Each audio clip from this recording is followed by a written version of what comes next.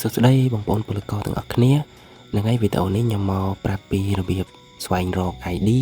ហើយនឹងទទួលយក password ថ្មីដែលយើងដាក់ password ចាស់យើងទៅគឺវាអត់ត្រូវអញ្ចឹងអ្នកទាំងអស់គ្នាមិនបាច់បារម្ភទេគឺយើងអាចមានវិធីដើម្បីឲ្យយើងទទួលបានលេខកូដ login ម្ដងទៀតហើយក៏អាចដូរ password បានដែរអញ្ចឹងវីដេអូនេះមានទាំងអស់រក ID រក password បន្ទាប់មកយើងអាចដូរ password ថ្មីបានអញ្ចឹងតោះយើងចូលទៅមើលពីរបៀបស្វែងរកទាំងអស់គ្នាដំបូងយើងចូលមកផ្ទាំងកន្លែងដែលយើងបង្កើត ID ដូចធម្មតាមកហើយយើងចុចកន្លែង Find ID Password ហ្នឹងមកគឺវាមកដល់កន្លែងហ្នឹងជាកន្លែងដែលយើងរក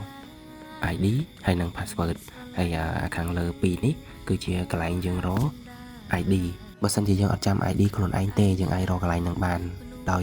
ផ្នែកខាងលើហ្នឹងគឺយើងបំពេញលេខកូដប្រឡងហើយខាងក្រោមគឺយើងបំពេញលេខ Passport បន្ទាប់ពីយើងបំពេញលេខទាំងពីរហ្នឹងហើយយើង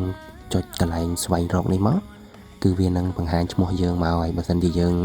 វាយព័ត៌មានខាងលើនឹងត្រូវតែបើវាយខុសគឺវាអត់លោតឲ្យណាយើងត្រូវផ្ទៀងផ្ទាត់លេខព័ត៌មាននឹងសារថ្មីហើយវាយបញ្ចូលសារថ្មីមកបានវាលោតឲ្យបន្ទាប់ពីយើងអាចរក ID យើងឃើញហើយយើងមកកន្លែងចំណុចទី2នេះវាមាន3កឡោនទី1ហ្នឹងគឺយើងបំពេញ ID ដែលយើងរកឃើញមិញហ្នឹងហើយកឡោនទី2គឺយើងបំពេញដដែលមកលេខកូដប្រឡង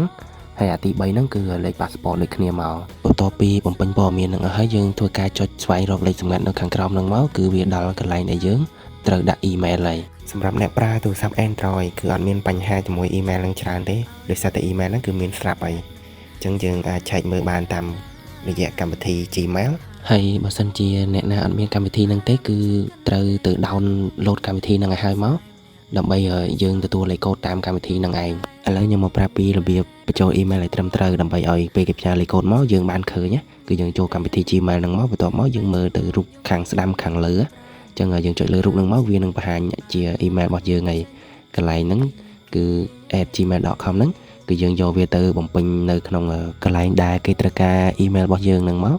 អញ្ចឹងរបៀបដែលបំពេញ email គឺយើងទៅសេតែអក្សរខាងមុខទេកន្លែង @gmail.com ហ្នឹងគឺយើងអត់យកទេដូចខ្ញុំដាក់ឧទាហរណ៍ឲ្យអ្នកទាំងអស់គ្នាមើលអញ្ចឹងគឺយើងបំពេញតាមហ្នឹងមកហើយកន្លែងគេឲ្យរើសហ្នឹងគឺយើងរើស gmail.com មកបន្ទាប់មកយើងចុចយល់ព្រមបន្ទាប់ពីចុចយល់ព្រមហើយវាលោតមកខាងមុខបន្តទៀតយើងចុចយល់ព្រមបន្តទៀតមកគឺលេខកូដវានឹងផ្ញើទៅឲ្យយើងនៅកម្មវិធី Gmail ហ្នឹងហើយអញ្ចឹងយើងចាំមើលនៅក្នុងកម្មវិធី Gmail ហ្នឹងទៅគឺនឹងឃើញលេខកូដគេផ្ញើឲ្យហើយសម្រាប់ខ្ញុំគឺគេផ្ញើ notification មកខាងលើហ្នឹងគឺយើងឃើញជាទម្រង់បែបហ្នឹងតែបើសិនជាយើងអត់ឃើញលោតចឹងទេយើងចូលទៅមើលក្នុងកម្មវិធី Gmail ទៅ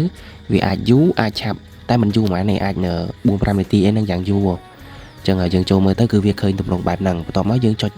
លើអាហ្នឹងមកគឺវានឹងបង្ហាញ password ឲ្យយើងហើយ password របស់វាគឺគេដាក់កន្លែងខាងក្រោមនេះ new password is